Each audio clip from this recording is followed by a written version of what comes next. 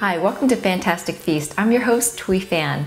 Today I'm going to show you how to make a very simple street food in Vietnam that is very popular but very easy to make. It's clams with scallion oil and crushed peanuts. It's something that is traditionally grilled, but I found a way to make it in the oven that makes it very simple and something very easy that anybody can make. And it's something you can always have people over and enjoy it as an appetizer, as a main dish.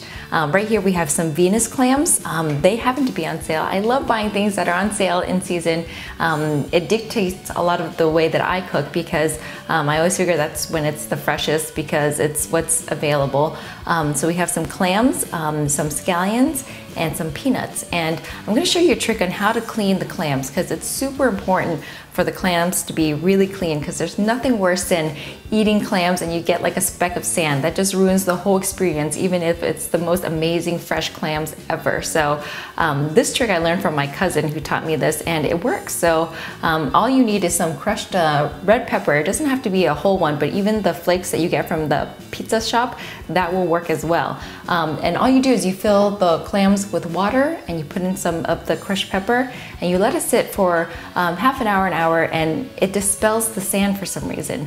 And I don't know the science behind it, but it works. And you just have to make sure that you clean it really well. So let's go ahead and get the water going so that we can get these clams a pepper bath and get it clean. So once you have your big bowl of water, what you want to do next is open the clams up,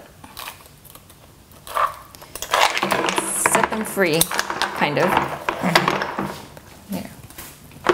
And usually when I'm at the store, I look for clams that are completely closed because I think when they're open, they're just not as fresh. I mean, they're still alive, but the more closed they are, the fresher they are. And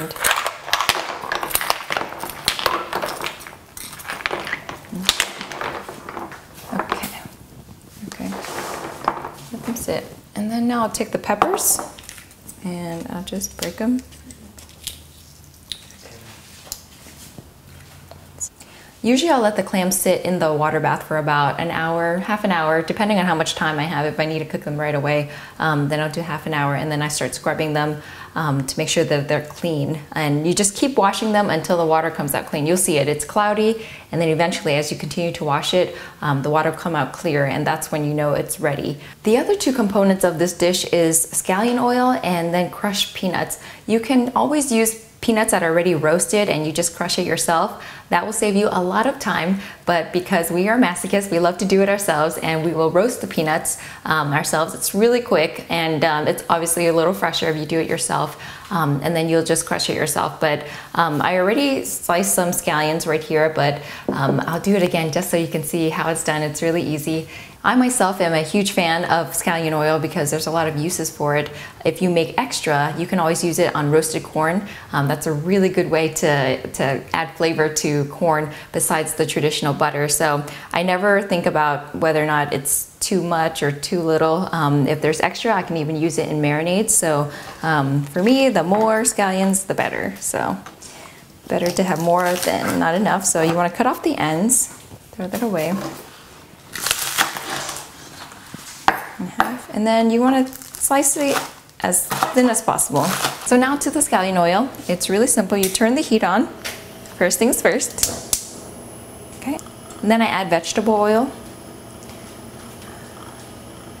The more scallions you have, the more you add, obviously. I don't know if I'll end up using all of this, but what you want to do is just get the oil really hot. You pop in the scallions, and then the rest is done. That's all it is.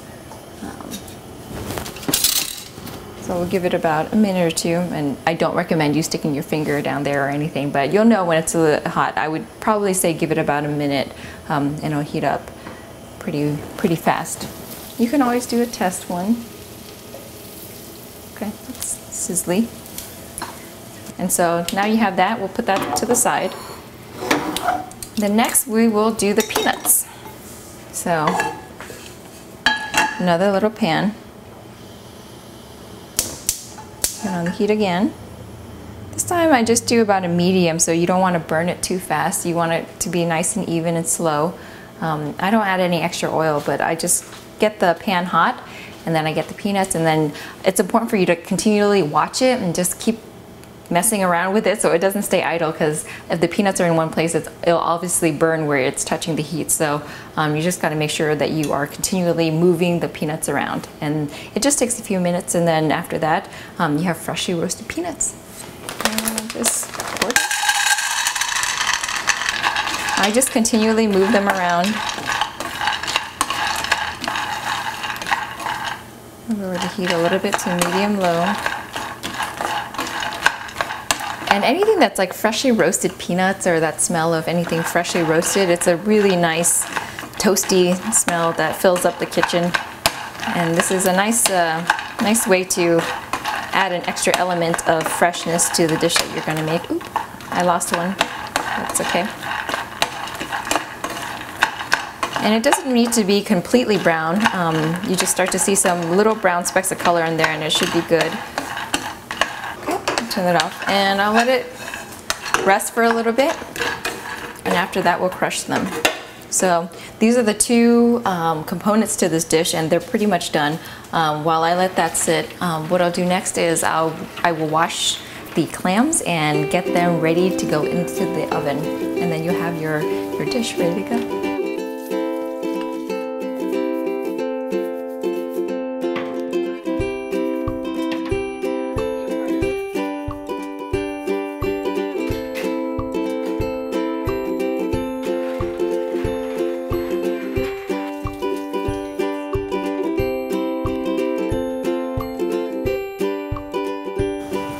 Okay, so while we are waiting for the water to boil, what we'll do next is we'll crush the peanuts and get those condiments ready to go. And I let it sit for a little bit because when you are roasting fresh peanuts, they are soft while they're hot, obviously, and then you give them some time to cool down, and then they're really crispy. I've just been picking at them because they're so good. You can hear them crunch. So what I do is I put them in double Ziploc bags so that they don't come out, and then you do some anger management to crush them. So, and then you want to let the air out a little bit, but double bag it. Okay. Take your rolling pin, and then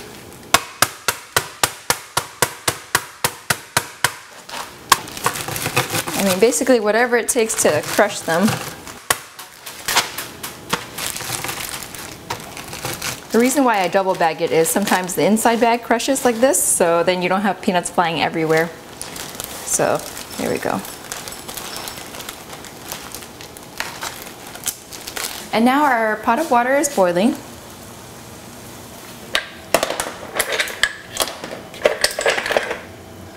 I'm doing this by hand so it doesn't splatter. I'm gonna put the lid back on, and truth is, with this dish, if you want to make it even more amazing and even more fragrant, you can add lemongrass into this boiling water to add more fragrance and more flavor to it. But I think it's fine just using plain water just to boil it so it cooks, since the scallions and the peanuts will give it a pretty good flavor already. But if you want to get fancy, you can totally do that. It's been about 5 minutes, and so you can see the clams have started to open up, and this is exactly what we're looking for. So when I start to take them out,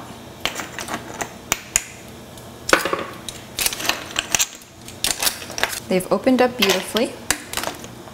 So the ones that don't open, I never force them, because that probably means that they're not a good clam to begin with. So just go with the ones that are open. At this point, I let the clams cool down, and then what I'll do is I'll break it off like this, and just use this half and not throw away this half. But since it's still kind of hot, I'm going to let it cool down. I actually have a batch that I already boiled, and we'll use that since it's cooled down, and then I won't burn my fingers. So we'll do that over here. This is a batch of clams I did earlier. What you need is a baking sheet, and you put foil on there, and you break it apart, and then you turn the oven onto a low broil, and then that's when it gets cooking. This is super easy to make. The only thing is you just have to do steps to make sure that it's cleaned, and then the 2 condiments, and then after that it's really simple. So that's why I like this dish so much.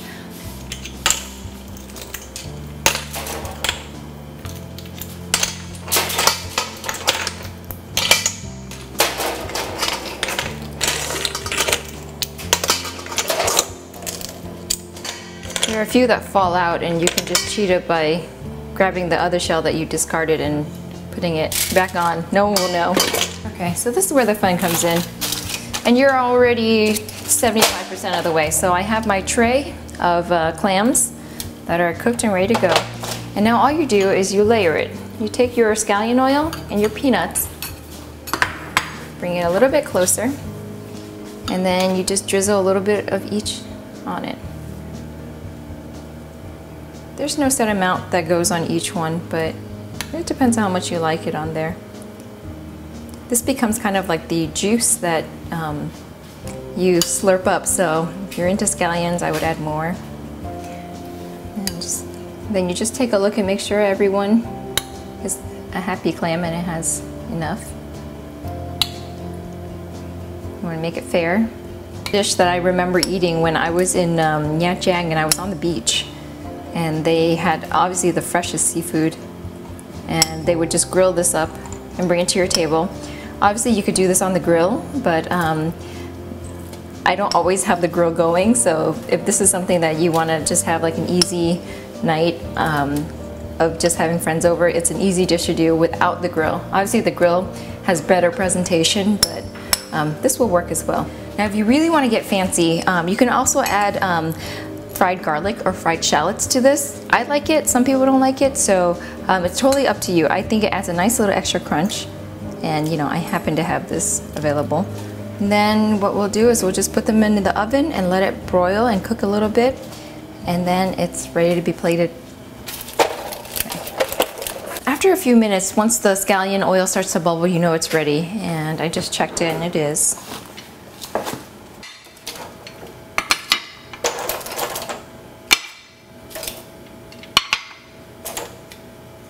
And that is it. There you have it. This is baked clams with scallion oil and peanuts, and it's so yummy. I'll taste one.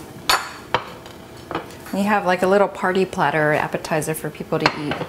I could eat this as a meal by myself. It's very easy. Okay, I'll pick this guy. It's a little bit hot.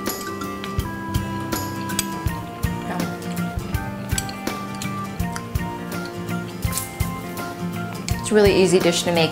Just take some assembling, but there you have it. You have something that looks really hard to make, and it's something that's reminiscent of beach town cuisine in Vietnam.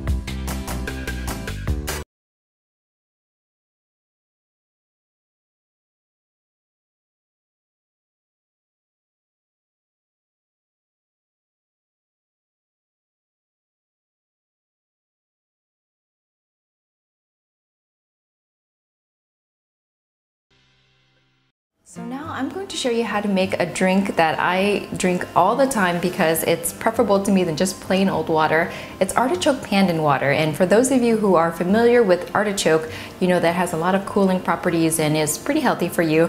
But some of you may not know what pandan is, and pandan is a Southeast Asian kind of like herb, I guess. It's like a sawgrass almost, and this is cut in half. But it is super fragrant. A lot of people use it in cooking or baking because the extract is a green color, so it adds an extra flavor to it. And when you're cooking this drink, the whole house smells amazing. So I actually have this from Florida. My parents grow in their backyard, and every time I go and visit, I bring back a ton of it and I freeze it. And it freezes really well. This was in the freezer and I took it out and it's almost just like new. This is something that you can find at most Asian supermarkets, frozen and fresh. It costs about $2 or $3 for a couple of these leaves, but it makes a really fragrant drink that I really appreciate because whenever you take a sip and you smell it, it's a nice light flavor that you can smell, and it feels healthy, and it is healthy. So I'll show you how to do it. It's super simple. So you just need 1 artichoke and probably about 4 leaves of the pandan, but this is cut in half so it looks like more. So what I'll do now is I'll put the pot of water to boil, and while we're waiting for it to boil, we'll wash these pandan leaves and also the artichoke. It's 5 quarts of water. We'll make about a pitcher and a couple of mason jars full of this water. And the cool thing is it turns green after you let it cool down.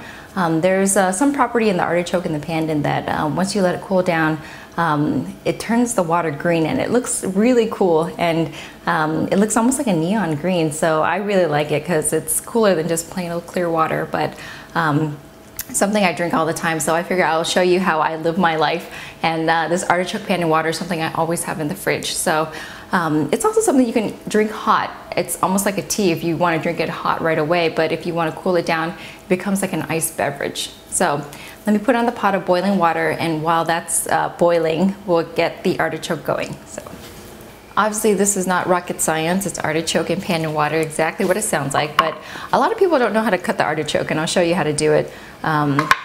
It's really simple. I usually cut this off. Some people actually boil the artichoke whole, but the truth is I actually like to eat the artichoke, so then it becomes 2 dishes for me. It becomes pandan artichoke water, and also I get to eat the heart of the artichoke. So what you do is you just cut it in half like this.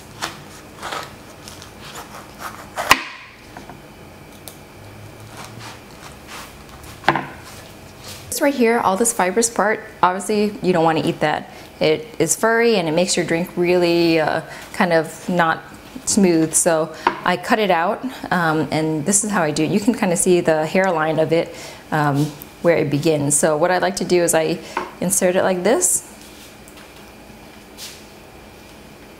Got that. And then I pull it out. And actually when you boil the artichoke, this part right here is the heart of the artichoke that you can actually eat, that you can save as just like a little snack if you want to just eat boiled artichoke. Some people will cut off this area right here. You don't have to, but you can take a scissor and cut through these little, each individual leaf. But since we're boiling it for the water, I just leave it like this. It's nice and simple.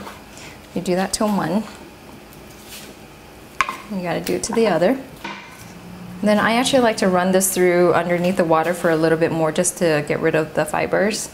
So let me just do that. That's all the preparation it takes to make this drink. Now that the water is boiling, we are ready to put in the artichoke and the pandan water. So,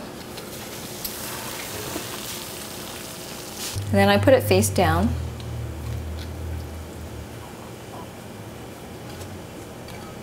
That's it. And I put the lid back on, but I don't put it all the way closed because then it'll pop over. This is a super easy drink to make, and it just cools your body down, and it's a great drink to have on a summer day. You just add some ice cubes and just drink it straight up.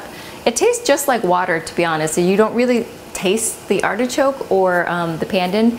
I think maybe a little bit, but it's more the fragrance. Like every time you take a sip, the aroma of the pandan leaves just wafts through your nose, and you're like, wow, that smells really good.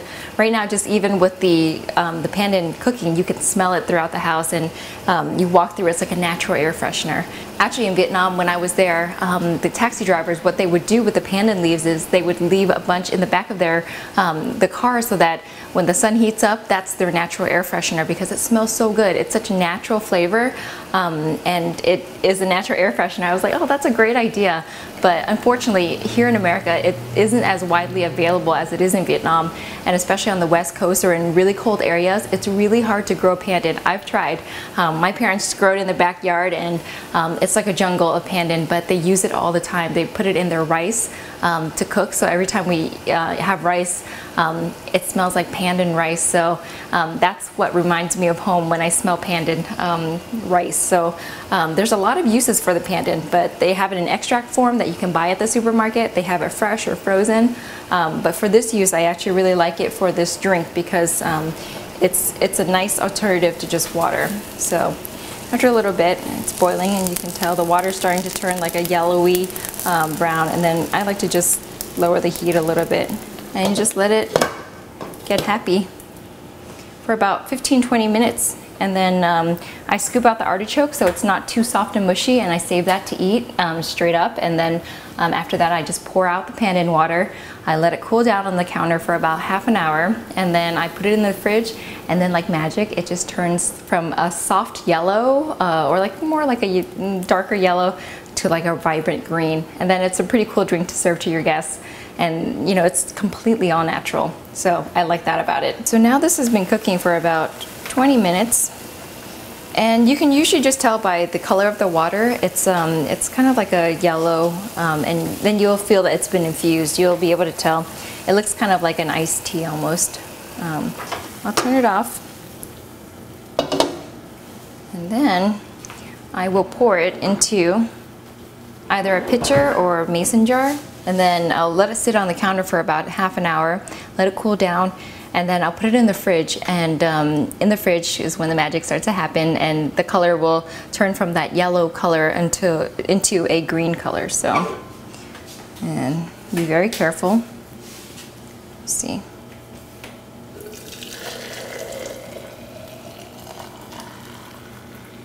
What I like to do is I like to put a leaf into each one just so it stays infused.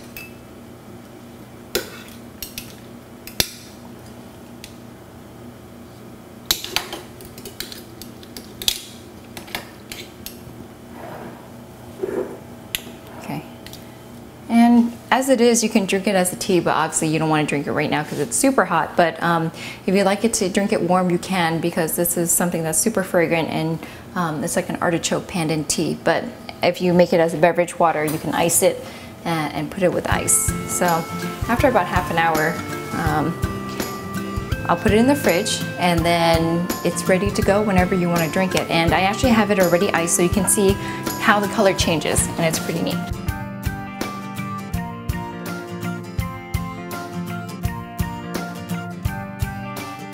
And that's all there is to it. It just takes 2 ingredients, pandan and artichoke, plus the water, and you have yourself a really awesome drink that you can just keep in the fridge at all times for yourself to enjoy, or for when friends come over and they just stop by, and it's a great alternative to water.